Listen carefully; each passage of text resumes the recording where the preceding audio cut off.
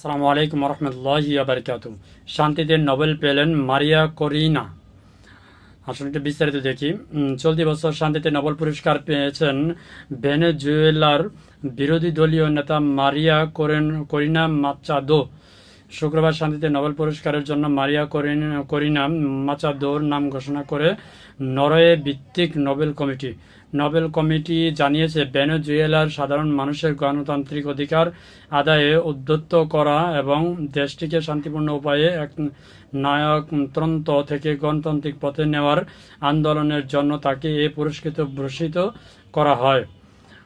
চলতি বছর নোবেল পুরস্কারের জন্য যুক্তরাষ্ট্রের প্রেসিডেন্ট ডোনাল্ড ট্রাম্পের নামও আলোচনায় ছিল। তিনি নিজেও পুরস্কারটি পাওয়ার ব্যাপারে আগ্রহ প্রকাশ করেছিলেন, তবে শেষ পর্যন্ত শান্তিতে নোবেল পেয়েছেন মারিয়া করিনা মাচাদো। চলতি বছর নোবেল পুরস্কারের জন্য মনোনয়ন দেওয়া হয় 338 জনকে, যার মধ্যে 244 জন হলেন ব্যক্তি, আর বাকি 94টি মনোনয়ন দেওয়া হয়েছিল প্রতিষ্ঠান বা সাংগঠনিককে। ট্রাম্পের বৃথা আফালন, শান্তিতে নোবেল এখনো অন্য কারো।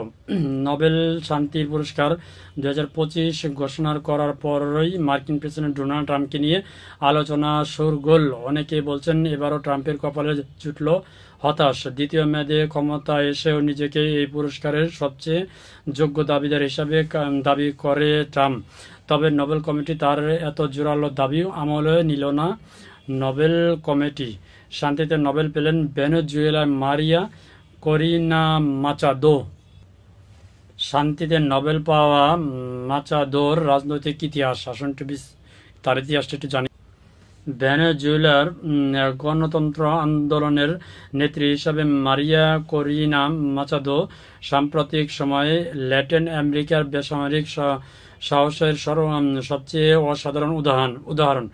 নোবেল কর্তৃপক্ষ তথ্যমতে গত বছর মাচাদোকে আত্মগোপনে থাকতে বাধ্য করা হয়েছিল। তার জীবনের গুরুতর হুমকি থাকা সত্ত্বেও তিনি দেশেই থেকে গেছেন, যা লাখ লাখ মানুষকে অনুপ্রাণিত করেছে।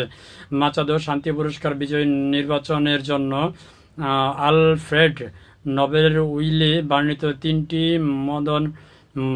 মানদণ্ড পূরণ করেছেন। তিনি তার দেশের বিরোধীদের একত্রিত করেছেন। ভেনেজুয়েলার সামরিককরণ প্রতিরোধে তিনি কখনো দ্বিধাদ্বন্দ্ব করেনি। গণতন্ত্র শান্তিপূর্ণ রূপান্তরের জন্য তিনি তার সমর্থনে অবিচল ছিলেন। মারিয়া করিনা মাচাদো দেখিয়েছেন যে গণতন্ত্রের হাতিয়ারগুলো শান্তির হাতিয়ার। তিনি একটি ভিন্ন ভবিষ্যতের আশার প্রতীক, সেখানে নাগরিকদের মৌলিক অধিকার সুরক্ষিত থাকবে এবং তাদের কণ্ঠস্বর শোনা যাবে।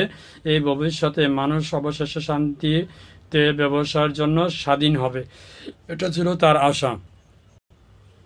গণতন্ত্র ও মানবাধিকারের জন্য দীর্ঘদিনের সংগ্রামের স্বীকৃতি হিসাবে ভেনেজুয়েলার এই রাজনৈতিককে এই বছর নোবেল শান্তি পুরস্কারে ভূষিত করা হয়। তিনি সাম্প্রতিক সময়ে লাতিন আমেরিকার সহায়তার অন্যান্য উদাহরণ হিসাবে অভিহিত হন।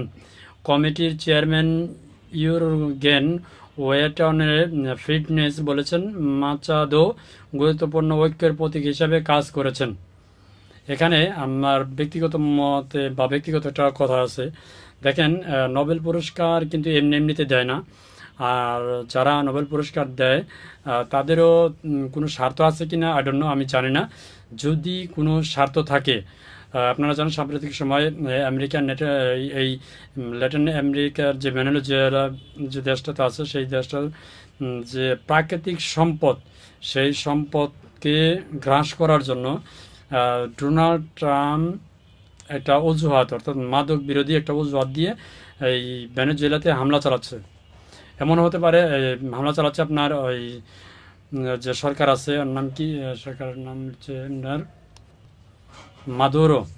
তো তার বিরুদ্ধে মাদক বিরোধী একটা অভিযান চালাচ্ছে এই ডোনাল্ড ট্রাম্প। তো এটাও হতে পারে যে এটা তার জন্য, মানে তাকে এই সরানোর জন্য বা তাকে ওখান থেকে পদত্যাগ করানোর জন্য এই বিরোধী দল নেত্রীকে নোবেল দিয়ে সেই দেশের যে খনিজ সম্পদ মানে আছে সেগুলোকে ক্রাশ করার জন্য এরকম একটা পরিকল্পনা থাকতে পারে। যাই হোক, আমি জানি না, যারা বিশ্লেষক আছে তারা ভালো জানে। তবে ডোনাল্ড ট্রাম্প তো হতাশ হতাশ হয়ে গেল। ঠিক আছে, যারা দেখছেন অসংখ্য ধন্যবাদ। আপনাদের মূল্যবান মতামত অবশ্যই জানাবেন কমেন্টে। ধন্যবাদ সবাইকে। আসসালামু আলাইকুম রহমতুল্লাহি ওয়া বারাকাতুহু।